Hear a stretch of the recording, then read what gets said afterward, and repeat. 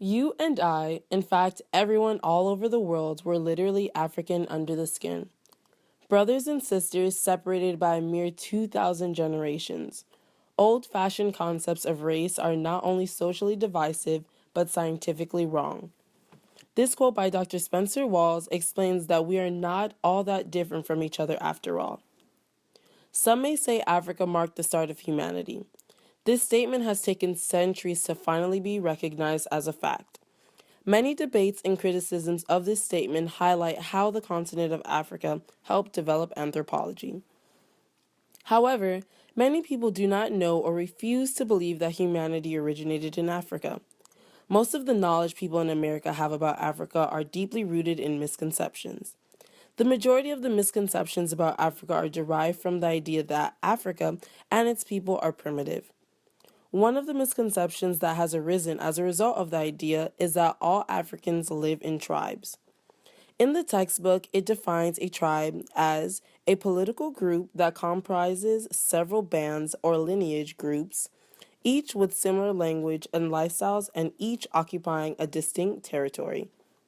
According to this definition, the majority of Africa is not composed of tribes. In fact, none of the modern Africa actually consists of tribes because it is comprised of modern states, which have sovereignty over its people. The word tribe has been used to describe the less evolved peoples, while states and nations were used to describe the civilized societies.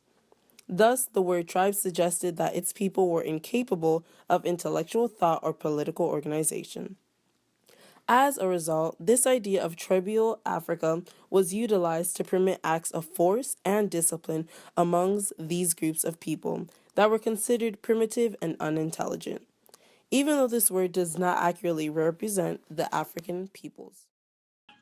Africa's development and the process of its state's formation have provided a foundation for what we define as an advanced society.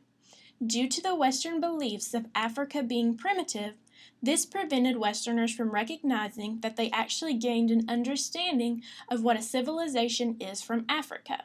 African societies were, in fact, evolved and provided a basis for the development of great societies, such as those in America. To note that the Egyptian civilization preceded that of Greece, and therefore should be considered the first civilization, provided it meets the criteria.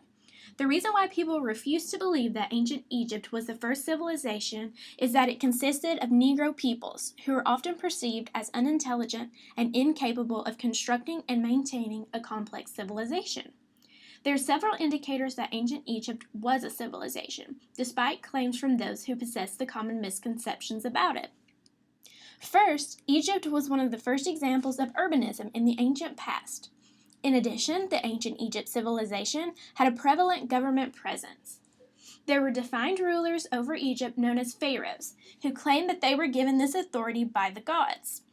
Another indication that ancient Egypt was a civilization is that there was a stratification of social classes among its people.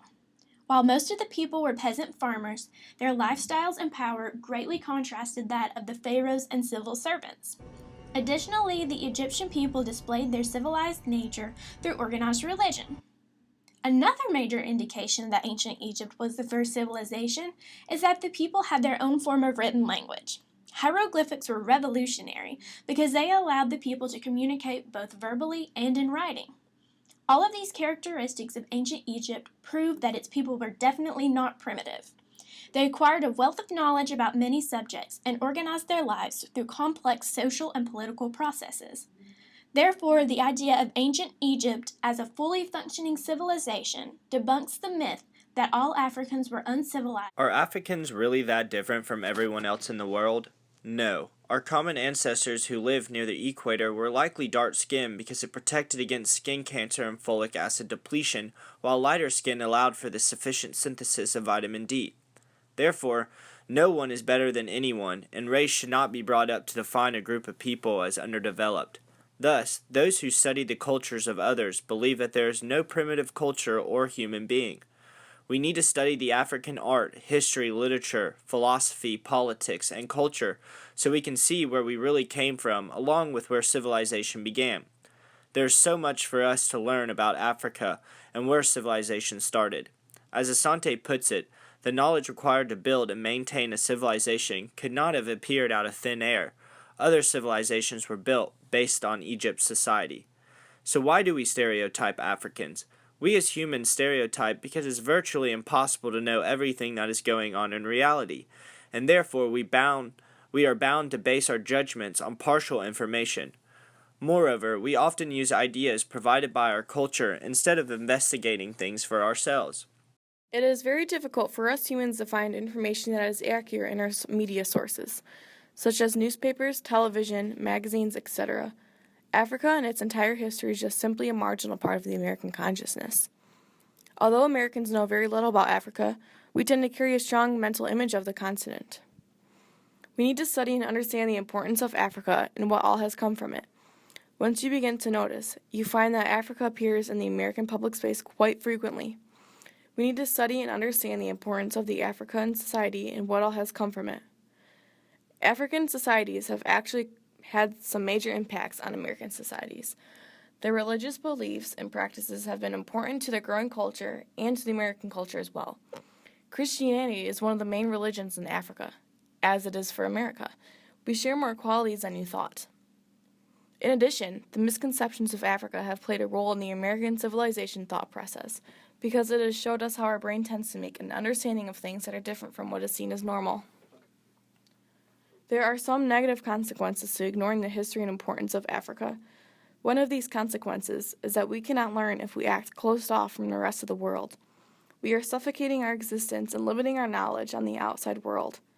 African history is very crucial to our own history, and the more we know, the better. If we judge Africa and think that we are the only ones correct in the world, others will view us as selfish and one-sided. We need to open up and consider our likeness. To conclude, the study of Africa is important because it challenges the assumptions underlying the interpretations of history, and it reveals the true contributions Africa has made to our own cultures and civilization as a whole in order to promote understanding of all humanity despite our differences.